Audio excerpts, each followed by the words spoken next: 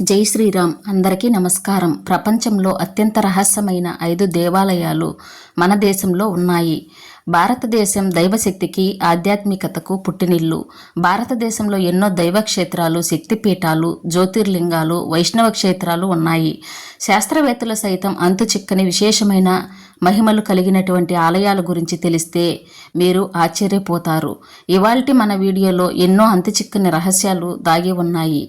ఆ 5 దేవాలయాల గురించి ఇప్పుడు తెలుసుకుందాం. దాంట్లో ముందుగా నెంబర్ 5 పద్మనాభస్వామి ఆలయం. అనంత పద్మనాభస్వామి దేవాలయం. ఇది గత కొన్నేళ్ల నుంచి ప్రజల్లో బాగా వినిపిస్తున్న పేరు.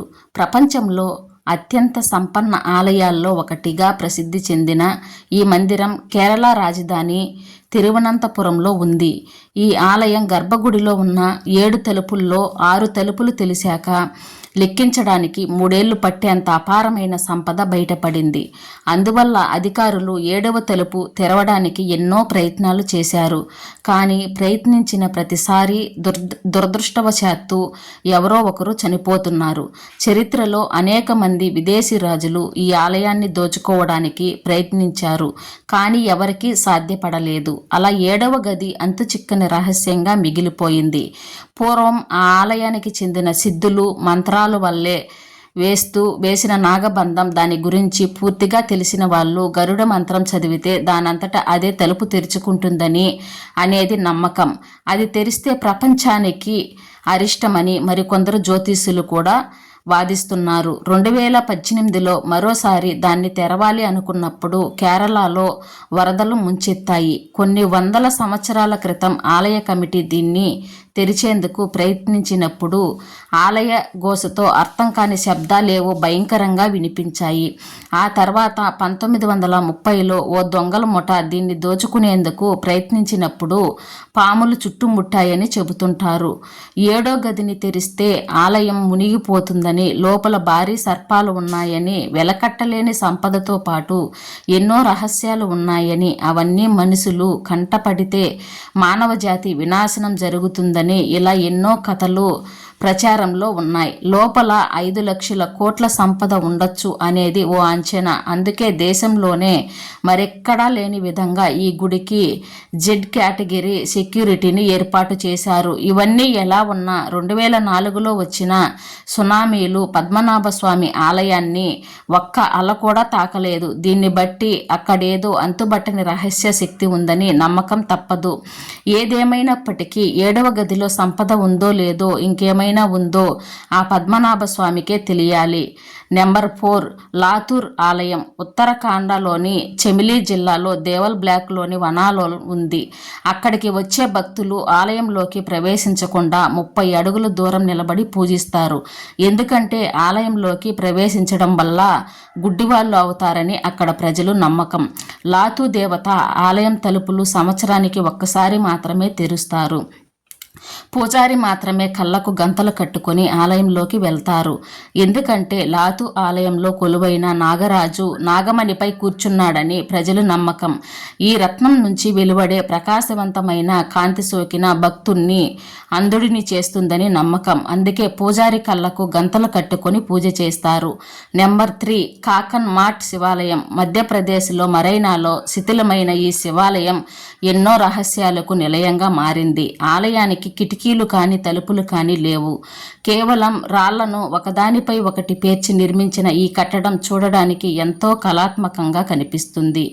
ఏ నిర్మాణమైనా దృఢంగా ఉండాలంటే సిమెంట్ అవసరం. కానీ ఈ గుడి నిర్మాణం ఎలాంటి బైండింగ్ మెటీరియల్ని వాడకుండా పెద్ద రాళ్ళు చిన్న రాళ్లను నిలువుగా పేర్చి గోపురాన్ని మలచడం ఓ అద్భుతమనే చెప్పుకోవాలి. ట్విస్ట్ ఏంటంటే చుట్టుపక్కల ఇలాంటి రాళ్ళు కనిపించకపోవడం ఆశ్చర్యంగా ఉంటుంది. రాత్రికి రాత్రి ఏవో శక్తులు కలిసి ఈ గుడిని నిర్మించాయని చెబుతారు. అందుకే ఇక్కడికి వెళ్ళే భక్తులందరూ భయపడుతూ ఉంటారు. నేటికి రాత్రిపూట ఆత్మలు వచ్చి శివుని ఆరాధిస్తాయని నమ్మకం కూడా ఇక్కడ ఉంది.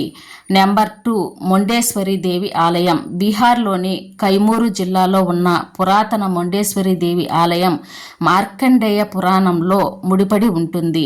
ఆలయ కథనం చెండ్ మొండ్ అనే ఇద్దరు సేనపతులు వధతో ముడిపడి ఉంది. ఈ ఆలయంలో ప్రధాన విశేషం సాత్విక బలి ఇవ్వడానికి మేకలను ఆలయానికి తీసుకొస్తారు, కానీ వాటి ప్రాణాలను తీసుకోరు. అక్కడ మొదటి బలి ఇవ్వాల్సిన మేకను అమ్మవారి విగ్రహం ముందుకు తీసుకొస్తారు.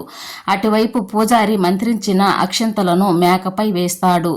దీంతో మేక కొన్ని క్షణాల పాటు స్పృహ తప్పి పడిపోతుంది.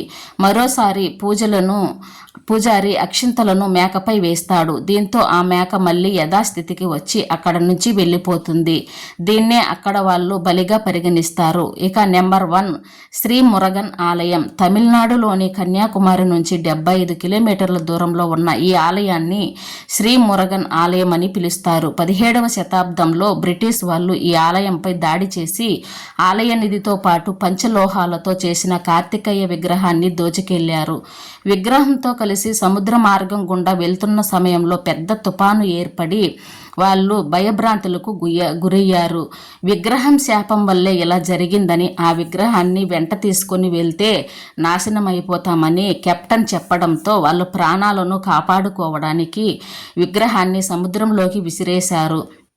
ఆ తర్వాత తుఫాన్ తగ్గిపోయింది. మరుసటి రోజు మురగన్ ఒక భక్తుని కలలో కనిపించి ఆ విగ్రహం ఉన్న చోట సముద్రంలో నిమ్మకాయ తేలుతుందని వెల్లడించాడు. చెప్పినట్టుగానే ఆ భక్తుడు అక్కడికి వెళ్ళి చూస్తే నిజంగానే తేలుతున్న నిమ్మకాయ కింద విగ్రహం కనిపించింది. 2004 డిసెంబర్ 26వ తేదీన తమిళనాడులో సంభవించిన సునామీ గురించి అందరికీ తెలిసిందే. సముద్ర తీరానికి కొన్ని మైళ్ళ వరకు అన్ని ప్రదేశాలు తుడిచిపెట్టుకుపోయాయి. అయితే సముద్ర తీరానికి అక్కడి ఉన్న ఈ ఆలయం మాత్రం ఏమాత్రం చెక్కు చెదరలేదు. అంతేకాకుండా ఈ ఆలయం నుంచి సునామీ 2 కిలోమీటర్లు వెనక్కి తగ్గినట్లు ప్రత్యక్షంగా చూసిన వాళ్ళు చెబుతారు. ఈ ఆలయానికి నీటి వల్ల ఎలాంటి హాని జరగదని, వరం ఉన్నట్టు ఆలయంలోని శిలాశాసనాలపై రాయబడి ఉన్నట్టు కూడా చెబుతారు. ఇది దైవ మహిమగా భక్తులు చెప్తున్నారు. ఇవి మన దేశంలో ఉన్న 5 రహస్య ఆలయాలు.